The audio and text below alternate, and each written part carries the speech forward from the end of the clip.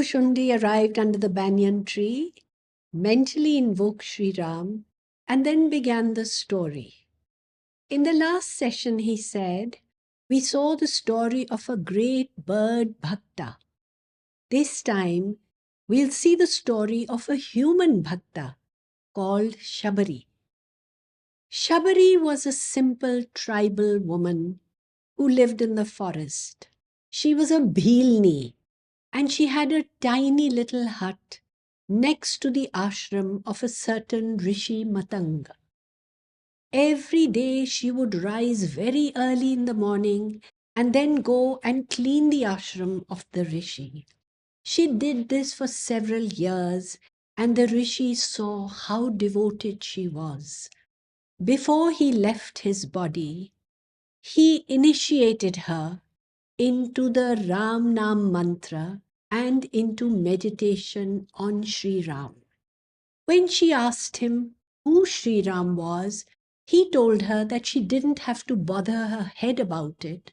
The person indicated by that name would of his own accord come to her. After that, Shabari did not ask any more questions. Simple and trusting as she was, she faithfully continued to do the practice that her Guru had recommended to her. Because the Guru had said that Ram would come to her, every day she would go to the forest, pick berries and fresh roots, and keep them ready. In this way, years went by, and Shabari grew old. And then one day, Sri Ram did come. He had just finished performing the last rites of Jatayu, and his feet just felt compelled to move in a certain direction. It was the love of Shabari that was drawing him. As soon as Shabari saw Sri Ram, she fell at his feet and was so overwhelmed with joy that she could not speak a word. With great love, she washed his feet, invited him into her little hut, and gave him the only little asan that she had to sit on. Very lovingly, she fed him berries, which he accepted with the greatest of joy. Shabari felt most inadequate because she didn't know the right words to say and how to praise the Lord. But he reassured her. He called her Bhamini. And Bhamini is the word used for a very young and attractive woman. Bhagwan called her Bhamini because he found her beautiful. She had the beauty of virtue. Then Shabari wanted to praise the Lord. She wanted to perform all the rituals one performs for an exalted guest. But she didn't know. Nobody had ever taught her. And Sri Ram reassured her that the only bond that he valued was that of love and devotion.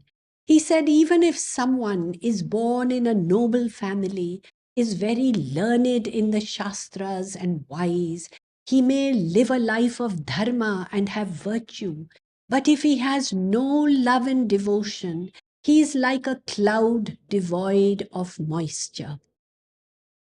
Shabari wanted to sing the praises of Bhagwan, but she told him she just did not know how to.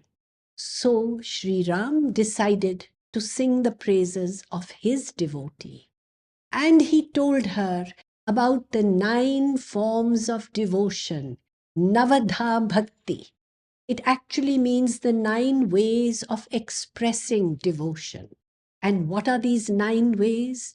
Listening to the stories of Bhagwan, reflecting on those stories, serving the Guru or Bhagwan, worshipping him, singing his praises, which is kirtan, doing his japa, seeing this whole world as a manifestation of Bhagwan. And that means seeing rivers, mountains, forests, plants, animals, everyone is divine, because looking at them, the mind is taken to the one who has created them. Then the eighth form of bhakti was to be content with whatever comes to one in life. And finally, to be simple and straightforward, completely devoid of deceit and insincerity.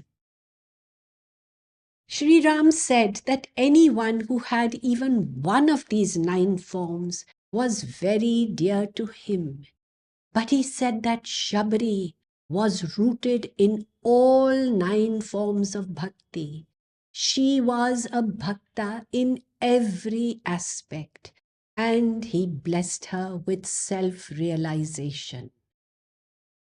At this point, a dynamic young duck in the audience had a question. We too, he said, listen to this story every evening, and we too reflect on it. Does that make us bhaktas, and are we also dear to Sri Ram? Absolutely, said Kakbhushundi. The fact that we listen to this story and derive so much joy and bliss from it, that we come back day after day, makes us true bhaktas. And yes, Sri Ram loves us very much.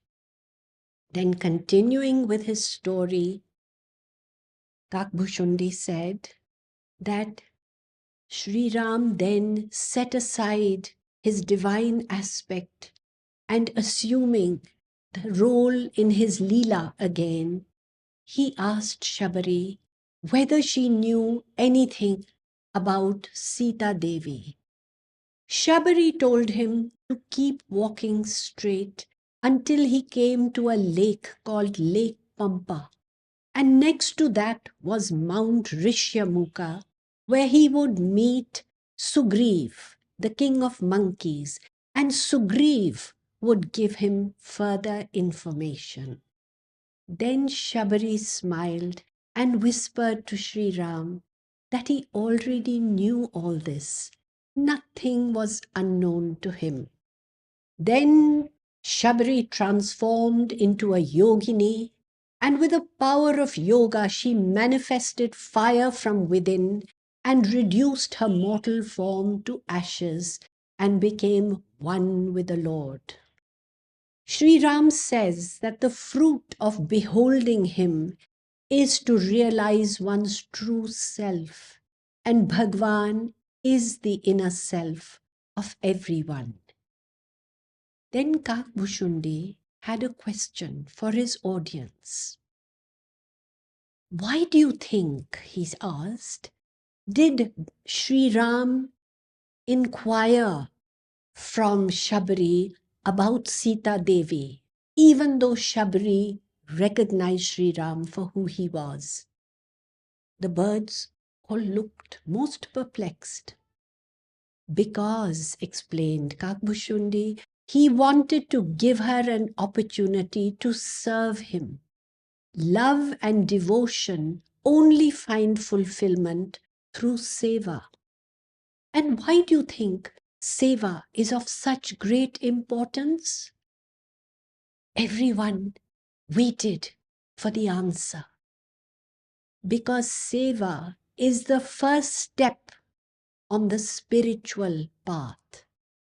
If one remains steadfast in seva, said Kakbhushundi, devotion grows.